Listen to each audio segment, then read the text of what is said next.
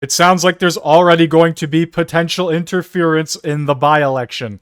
Damian Keurig, he won his seat with over 80% of the vote. We also know that the Conservatives have held this riding since 2004. Do you think a Poilievre victory is a foregone conclusion here? It's pretty certain, but by-elections are odd beasts, and there are a lot of candidates who are going to pour a lot of resources into this riding. We already know that the longest ballot committee has got 200 people lined up to run here. Two independent candidates have already listed themselves as running in the by-election, and a separatist leader in Alberta has referred to Pierre Poilievre as a Trudeau liberal. So it may well be that things shake up a little bit. I think everyone is expecting Pierre Poilievre to win. It's just a question of by how much.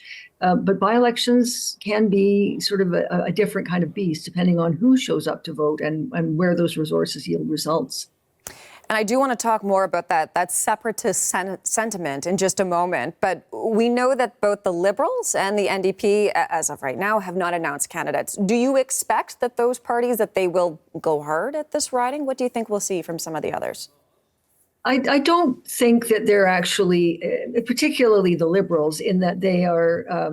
Mark Carney has indicated that he doesn't want any games played. Of course, it's an election campaign. They'll contest the election, but I don't know that they'll be fighting very hard to try to win. Carney says he doesn't want any games played, but the organization that puts together these insane 200-person ballots is making their appearance again. And I find that comment from the separatist leader, or the person who is going to be running in this by-election as a separatist, calling Pierre Poilievre a Trudeau liberal after he called them out for the past 10 years. I think it's safe to say Pierre isn't a Trudeau liberal. On top of that, it would be a major waste of time and completely stupid for the Liberals to run in this riding. After everything Ottawa has done over the past 10 years, Alberta wants nothing to do with the Liberals. And we have the question here, do you support Pierre running in rural Alberta? I see a lot of support, but I also see the odd person that doesn't want him there at all. And to anybody watching from Alberta, I want to know what you think down in the comments section below about Pierre running in rural Alberta. We also have Mark Carney getting confronted by reporters.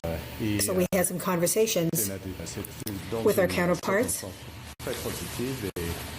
and it was a very positive circumstances. We started the negotiations again. The Canadian-U.S. negotiations this morning. And we agreed to recommence our negotiations with a view to the 21st of July deadline that we had agreed in. Kananaskis, Mr. Champagne and LeBlanc had conversations with their counterparts as well. We've restarted the discussions this week.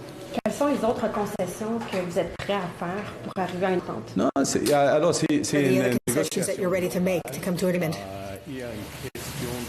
Well, it's a global negotiation.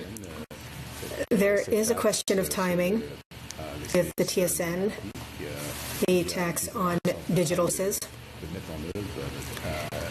There is a difference between the timing of implementing that and the timeline or the deadline for the negotiation. So in a global context, it's good for Canada and good for workers. It's part of a bigger negotiation.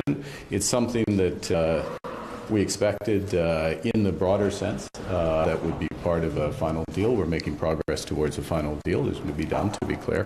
And as I just said, which answers the translation question, as I just said, is a question of timing in terms of the date for the final negotiations and when the tax was coming into effect. And, you know, it doesn't make sense to collect tax from people and then remit them back. So, oh, wow, you don't say. So you didn't think of that before implementing the tax or threatening it on the United States? This is the man with supposedly decades of knowledge, and we still haven't come to a deal yet. How about you work on fully removing the carbon tax, or even lowering GST? Absolute clown. Anyway, I'd like to know what you think down in the comment section below. Hit that like button, hit that sub button, and thank you very much for watching.